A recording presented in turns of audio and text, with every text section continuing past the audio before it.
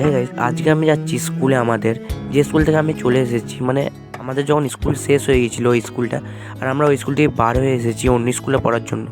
আর আমরা এখন সেই স্কুলে যাচ্ছি কারণ হেড স্যার দেখেছিল আমাদের কি একটা কাজে। আর আমরা কয়েকটা বন্ধু মিলে সেই স্কুলে যাচ্ছিলাম।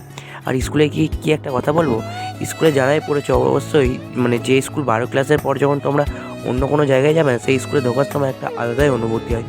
আর সেই অনুভূতিটা আমাদের হচ্ছিলো যে মানে এত কষ্ট লাগছে যে কি বলবো। ওই স্কুলে সারাটা দিন কাটানো আর তারপরে বাড়ি আসাটা মজাটাই আলাদা। তো যাই হোক, আমরা স্কুলে এসেছিলাম, স্যার বলেছেন কিছু কিছু বাচ্চাদের ড্রেস দিতে হবে। আর তার জন্য আমরা সিনিয়র ছিলাম, আর তার জন্যই আমরা সব ড্রেস প্যান্টগুলো রেডি করছিলাম। আর তারপরে বন্ধুরা মিলে ওইদিকে সব রেডি করে রাখছিল আর আমি এদিকে দাঁড়িয়েছিলাম, কারণ আমাকে অনেক বাচ্চাদেরকে সামলাতে হচ্ছিলো। কারণ আমরা দুটো বন্ধু মিলে এদিকে বাচ্চাগুলোকে সামলাচ্ছিলাম। আর যারা যারা আমার ভিডিও দেখো অবশ্যই লাইক, শেয়ার, কমেন্ট করবে। আর যদি ভালো না লাগে তাহলে করতে পারে না। বাই, দেখা কোনো ভিডিওতে। টাটা। ইনস্টাগ্রামে